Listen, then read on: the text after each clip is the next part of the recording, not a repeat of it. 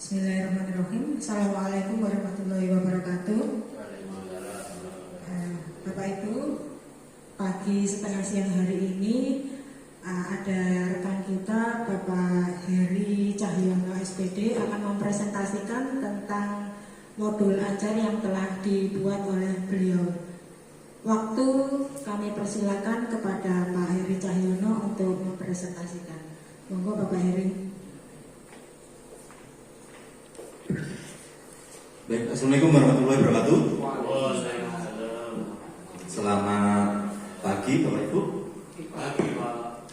Baik, pada hari ini saya akan mempresentasikan pembuatan modul ajar saya. Jadi perkenalkan nama saya Heri Cahyono, unit kerja saya SMKN 1 Bani Putih. Jadi hari ini saya mempresentasikan modul ajar pada fase E kelas 10 semester ganjil mata pelajaran IPAS. Judul modul ajar saya adalah, silakan dikit Bu, mitigasi bencana banjir dengan sensor ultrasonik HCSR04 menggunakan Pipico. Baik, selanjutnya nama penyusunnya adalah saya sendiri, Heri Cahyono. Ini disusun pada tahun 2023. Jadi kita melakukan pelatihan di BPPP MPV Bue Malang. Alokasi waktu untuk modul ini penerapannya adalah 18 jam pembelajaran dengan 6 kali pertemuan.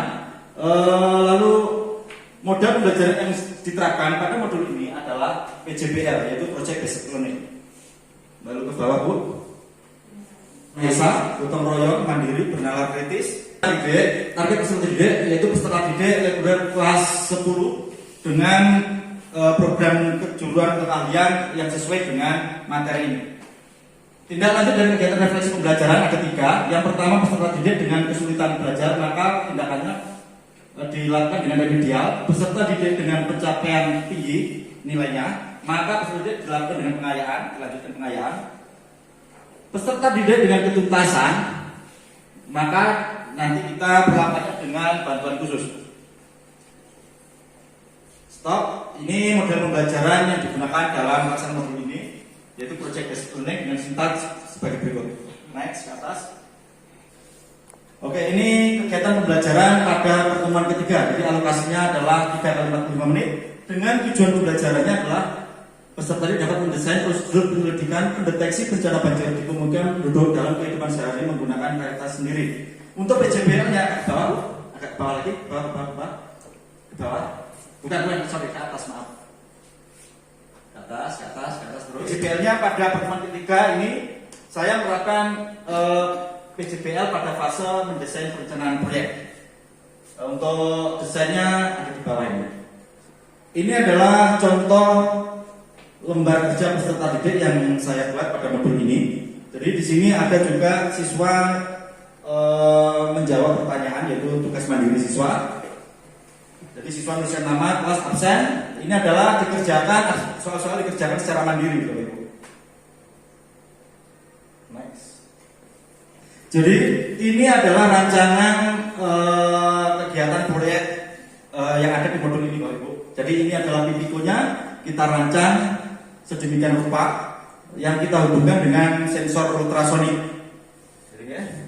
Adalah sensor yang kita gunakan untuk mendeteksi ketinggian air, sehingga ini bisa menentukan kapan air di sungai itu naik ataupun turun. Jadi nanti dihubungkan dengan Pico, dia akan mendeteksi dan akan mengeluarkan volume suara. Jadi seperti itu. Demikian presentasi dari saya. Kurang lebihnya saya mohon maaf. Dilanjut dengan seksi tanya jawab. Oke, assalamualaikum warahmatullahi wabarakatuh. Monggo Bapak Ibu yang ingin bertanya dari presentasi yang sudah disampaikan oleh Pak Heri, silakan. Ya, silakan Bu Anis mengajukan pertanyaan. Ya, terima kasih atas waktunya untuk Pak Heri. Berdasarkan dari presentasi yang sudah Pak Heri sampaikan, di situ kita memperhatikan atau melihat YouTube. Nah, itu YouTube menjelaskan bahwasannya prakteknya anak-anak sudah ada peralatan yang disiapkan, komponennya. Adakah rangkaian dari YouTube tersebut? Jadi pertanyaannya adalah rangkaian dari alatnya ya. Ya, oke. Jadi tadi saya menampilkan YouTube itu untuk penguatan siswa agar siswa bisa tahu proses kerjanya. Apabila nanti saat kita terangkan mereka kurang paham, jadi bisa dilanjut ke YouTube. Baik, mohon minta tolong Bu Yayu untuk menampilkan slide saya yang rangkaian alat. Rangkaian yang kita berikan kepada anak-anak. Jadi di sini ada Pico, ada sensor, di sini lalu ada sound ya. Jadi sistemnya nanti ini akan dihadapkan ke sungai ya, dihadapkan ke sungai. Jadi dari sungai itu naik turunnya permukaan sungai akan memantulkan gelombang ke sensor ultra ya, ultrasonik. Lalu dari sini dia akan diproses ke Pico. Selanjutnya dari proses tersebut dengan melakukan coding menggunakan Python, maka dia akan menghasilkan output berupa sirene.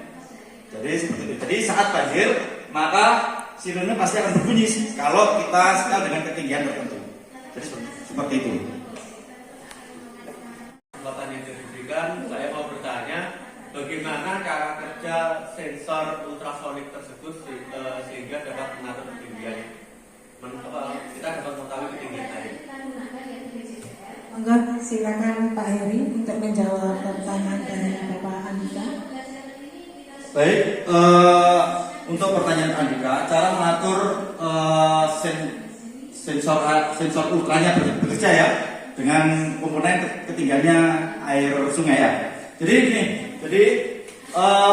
pada Pico ini kita setting dulu programnya melalui pengkodingan dengan menggunakan Python, Bapak. Jadi di situ nanti kita atur ketinggian dari pantulan dari lubang yang dipancarkan oleh sensor terhadap permukaan air sungai. Jadi di situ kita tentukan dulu kita maunya kenaikan permukaan air itu sampai berapa senti atau berapa meter gitu. Yang sekiranya bisa mengakibatkan bencana banjir. Jadi saat nanti kita setel misalnya 1 meter ya, saat sebelum 1 meter jarak permukaan sungai dengan sensor ini belum tercapai 1 meter, maka sensor tidak akan bekerja. Tetapi apabila dia sudah melampaui jarak 1 meter, artinya permukaan air naik, sehingga sensor akan bekerja, Pak. Sehingga dari sensor akan menangkap, lalu dia akan diproses ke Raspberry Pico. Akhirnya dari sini Raspberry Pico akan mengeluarkan output keluaran ke sirine, sehingga sirine akan berbunyi. Demikian, bagaimana? Penjelasan yang sangat jelas dari Pak Heri dengan 2 penanya.